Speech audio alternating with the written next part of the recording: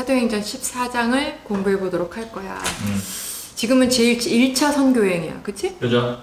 맨 처음에 이제 구브로섬에서 복음을 전했어. 그죠? 그래서 바보에서 이제 소아시아 쪽 남쪽에 있는 밤빌리아 거기로 왔지. 밤빌리아 버가에서 요한이 돌아갔고 그 다음에 그러니까 남아있는 두 사람 바나바와 바울이 이제 버가에서 어디로 왔어? 비시디아 안디옥으로 온 거야. 그죠? 비시디아 안디옥에서 이제 구약의 말씀을 통해서 복음을 전한 거를 지난번 시간에 우리 공부했어. 먼저 뭐에 대해서 공부를 할 거냐면 바울은 복음을 전할 때 어떤 자세로 복음을 전했는지에 대해서 우리가 살펴볼 거야. 먼저 15절에 뭐라 그러냐면 이런 말을 해. 우리도 여러분과 같은 성정을 가진 사람이라 꼭 외쳐.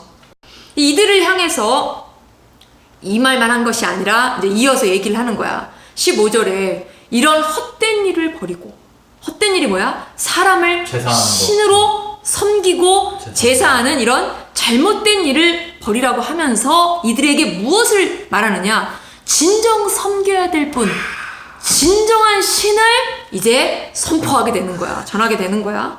그러면서 이어서 15절에 천지와 바다와 그 가운데 만물을 지으시고, 다시 말하면 천지를 창조하신 창조주 하나님을 전하는 거야. 우리가 알아야 될 게 뭐냐면은 이 회당에서 전할 때는 이 창조주 하나님을 전하지 않아. 그러니까 그죠? 이런 그 뭐라 그럴까 구약의 역사를 통해서 구약의 역사를 통해서 구약을 딱딱딱 요약해서 넘어가지.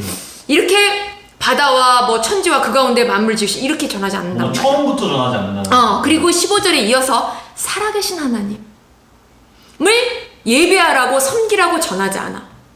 그러면서 이어서 바로 그 하나님이 17절에 뭐라고 얘기하냐면 하늘로부터 비를 내리시고 결실기를 주시는 선한 일을 하사 음식과 기쁨으로 여러분의 마음을 만족하게 하셨느니라 하면서 이 모든 일이 너희들이 만든 신이 한 것이 아니라 하나님께서 하신 일이라는 것을, 즉 하나님의 존재를 선포한 거예요. 이처럼 사도 바울은 비시디아 안디옥에서나 또 이고니온에서처럼 구약을 인용하지 않고 그들의 상태, 즉 그들이 갖고 있는 종교관, 또 신개념이라는 재료를 가지고 진정한 신, 진정 섬겨야 할 분인 하나님을 선포한 거야. 왜냐하면 그 이유가 있어. 이들은 하나님이라는 신개념조차도 없기 때문이야. 그러니까 아무런 베이직이 없기 때문에 천지창조부터 시작한 거야. 알겠지? 무슨 말인지? 그만큼 그 대상에 맞추어서 대상을 파악해서 사도 바울은 전했다라는 것을 우리가 비시디아 안디옥과 루스드라의 설교를 비교하면서 알 수가 있지. 그러면은 그 다음에 보자. 이랬을 때 어떤 반응을 보였을까? 여러분 듣는 사람들은 거기 그 현장에 있었던 사람들이 어떤 반응을 보였냐면은 19절에 보면은 유대인들이 안디옥과 이고니온에 와서 무리를 충동하니, 비시디아 안디옥과 이고니온에서 온 유대인들이 루스트라 사람들을 선동한 거야. 쫓아왔구나. 왜냐하면 루스트라에 누가 없다 그랬어. 유대인들이 별로 없다 그랬잖아. 그러니까는 이 사도 바울의 뒤를 쫓은 거야. 그래갖고 이렇게 와갖고 선동을 한 거야. 19절에 보면은 그들로 말미암아 그들이 돌로 바울을 쳐서, 그러니까 뭐냐면 루스트라 사람들이 돌로 바울을 친 거야. 그래서 죽은 줄로 알고 성박 시외로 끌어내치니라. 그러니까는 여기서 보면은 바나바를 죽인 게 아니라, 바나바를 돌로 친 게 아니라 지금 바울을 돌로 쳤지. 그죠. 그 이유가 뭐야? 바울이 더 말씀을 전했지. 그렇지. 주로 바울이 말씀을 전했기 때문이야. 그러니까 주동자인 바울을 죽이려고 했다는 거야. 그래서 여기서 잘 봐야 될 게 뭐냐면은 바울이 죽은 줄로 알고 성밖에 버렸다고 했어. 근데 우리는 이렇게 생각해. 나중에 바울이 일어나거든? 그러니까 기절했다고 생각하는데 기절한 게 아니야. 왜 그러냐? 바울이 만약에 기절했다면 이들이 성 밖으로 내치지 않았을 거야. 왜냐? 기절한 사람은 어떻게 해? 다시 일어나잖아. 그죠. 그럼 다시 일어나면은 어떻게 해서 사도 바울이 다시 돌아가고 복음을 전할 거 아니니? 그치? 이들은 죽은 걸 확인한 거야. 숨 안 쉬는 거. 그렇지. 죽었다고 딱 판단을 하고 이제 죽었으니까 우리가 이제 신경 쓸 거 없어. 그리고 죽은 사람은 성 밖으로 이렇게 놓거든. 그러니까 성 밖으로 내친 거야. 버린 거야. 이처럼 우리가 이 사건을 통해서 뭐를 알 수 있냐? 바울은 이렇게 죽임을 당할 정도의 핍박을 받았다라는 걸 알 수 있어. 뿐만 아니라 이 사건을 통해서 바울은 커다란 걸 깨달아. 그거 좀 이따 이제 설명을 할 거야. 알겠지? 먼저 20절에 보면은 어떻게 했느냐? 성 밖에 나와 제자들이 바울을 이렇게 둘러싸.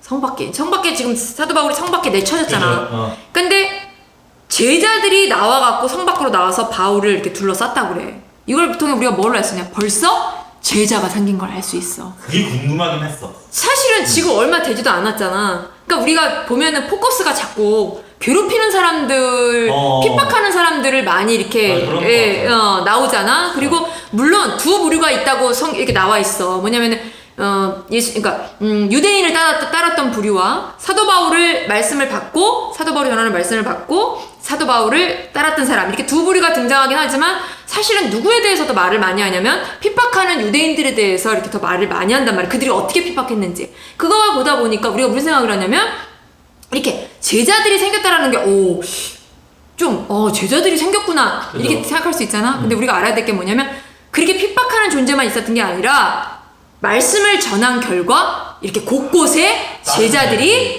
세워졌다. 왜냐? 교회가 세워졌으니까.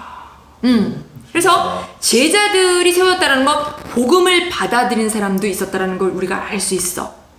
그리고 사도 바울은 누구와 늘 함께했냐? 이 곳곳에 세워놓은 제자들과 함께했음을 알 수 있어. 알겠지? 신기하다. 야, 20절에 보면은 사도 바울이 일어났어. 일어났다고 나오지? 좀 아까 배웠지? 이거는 제자들이 이렇게 세운 게 아니야. 스스로. 사도 바울 스스로 일어난 거야. 근데 봐보자. 바울은 죽을 정도의 해를 당한 거야. 그죠? 그치? 아니, 그렇지만 제자들이 부축한 것이 아니라 지금 얼마나 막 여기 뜯기고 찢기고 막 죽을 부러지고. 정도인데. 그렇지. 죽을 정도고 그리고 게다가 다른 것도 아니 돌로 맞아가지고 그럴 건 엄청 피 흘리고 상처가 엄청 많았을 거란 말이야. 근데 부축받으면서 일어난 것이 아니라 스스로 일어났어. 이건 뭐냐? 주님이 바울을 일으켜 세우신 거야. 힘을 주셔서. 그걸 알 수 있어. 바울은 좀 아까 엄마가 얘기했잖아. 이 경험을 통해서 뭐를 깨닫느냐? 하나님께서 언제나 강한 손으로 자기를 붙들고 계심을 깨달아. 신기하다. 그리고 그것을 확신하며 나아가. 그것이 훗날 바울이 그것에 대해서 이렇게 얘기를 해. 훗날 디모데후서 1장 12절에서 나의 의뢰하는 자를 내가 알고 또한 나의 의탁하는 것을 그날까지 저가 능히 지키실 줄을 확신함이라. 사도 바울은 이런 확신을 갖고 그 힘든 과정을 다 나아간 거야. 선교를 이렇게 해 나아갈 때 어떤 확신을 갖고 나아갔느냐? 바로 디모데후서 1장 12절의 이 말씀. 이 확신을 붙들고 나아갔던 거야. 그 다음에 그러면 바울은 복음을 전할 때 어떤 자세로 나아갔는지 좀 더 우리가 자세하게 살펴볼 거야. 아까 디모데후서 1장 12절에서 간단하게 얘기했잖아. 이걸 좀 더 자세하게 보면은 바울이 갔던 길은 꽃밭길이 아니었어. 개선 장군이 이렇게 로마에서 말이야, 장군들이 이방 땅을 이제 이렇게 점령하고 나면 로마로 입성을 해. 입성을 하면은 영화에서 많이 나와서 막 사람들이 막 소리 지르고 나팔 불고 꽃가루 뿌리고 막 면류관 쓰고 막 이렇게 하잖아. 그죠, 레드카펫 딱 바르고. 그렇지. 근데 사도 바울은 사실은 사도 바울이야말로 그 길은 생명을 전하는 길이야. 무엇과도 바꿀 수 없는 진짜 찬란한 길이야. 그렇지? 예수 그리스도가 또 성령님께서 사도 바울을 통해서 나아가는 그런 통로 역할을 할 정도로 사도 바울이 그런 길인데 그 길은 순탄하지 않았어. 순탄한 길이 아니었어. 19절에 보면은 돌로 바울을 쳐 죽은 줄로 알고 이렇게 목숨을 걸 정도로 죽음을 감수할 정도로 험난한 길이 굉장히 많았어.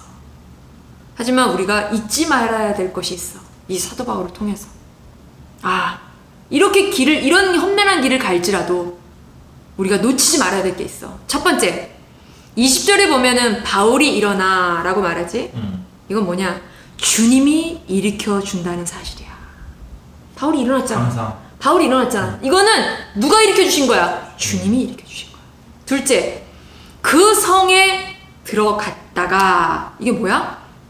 이게 뭐냐면은 루스트라 성으로 다시 들어간다. 들어가는 거야. 루스트라 성이 어떤 성이니? 자기를 돌로 한두 사람도 아닌 쳐서 죽인 사람. 엄청나게 많은 사람들이 자기를 돌로, 성난 군중들이 자기를 돌로 쳐 죽였어. 근데 그곳으로 다시 들어가. 다시 들어간 것처럼 주님은 무엇에도 굴하지 않는 용기와 담대함을 주신다는 사실이야. 주님이. 세 번째, 20절에서 사도 바울이 어떻게 했는 줄 알아? 그 다음날 루스트라 성에 들어갔잖아? 그 이튿날 거기서 예를 들어 루스트라 성에 들어가서 치료받고 회복되고 아무도 모르는 그 제자들 집 중에 하나에 들어가서 뭐 아무도 모르게 몰래 숨어서 회복하고 나온 게 아니야. 그냥 거의 밤이었을 거 아니냐. 그치? 뭐 이제 성 밖에 내쳤었으니까는. 그리고 나서 들어가고 이튿날 곧바로 어떻게 했냐? 바나바와 함께 더베로 가서 이렇게 주신 사명을 감당해 나아갈 수 있도록 주님은 언제나 다시 새 힘을 주시는 분이라는 사실이야. 이에 바울은 어디서든 어떤 순간에서든 어떤 일을 당하든지 디모데후서 1장 12절의 말씀처럼 그날까지 저가 내가 아니야. 내가 이루는 게 아니야. 저가 주님이 능히 지켜주실 줄을 확신합니다. 자기를 통해 이루시려고 하는 일을 이루시는 그날까지, 여기서 보면 그날이라고 그러잖아. 그날까지 저가 능히 지켜주실 줄을 확신함이라 했을 때 그날이 어느 날이냐? 자신을 통해 이루시려고 하는 일을 이루시는 그날까지, 바로 그날이야. 그날까지 주님이 함께 하시고 붙드시고 지켜주시고 새 힘을 주실 거라는 확신을 갖고 바울은 언제나 이런 확신을 갖고 이런 자세로 나아갔던 거예요. 우리도 바울처럼 이런 확신을 갖고 이런 자세로 주께서 주신 사명을 끝까지 감당해 나아간다는 사실을 바울을 통해서 오늘 배웠어. 알겠지? 이제 다음 시간에는 이제 루스트라에서 더베로 가. 더베에서 다시 돌아서 루스트라, 이고니온, 비시디아, 안디옥 이렇게 다시 복음을 전했던 곳으로 다시 돌아와. 그래서 그 이유에 대해서도 공부를 할 거야.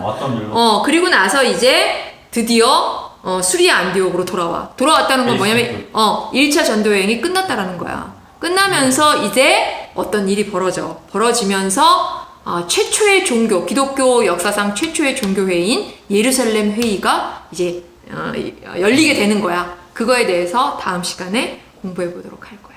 수고했다.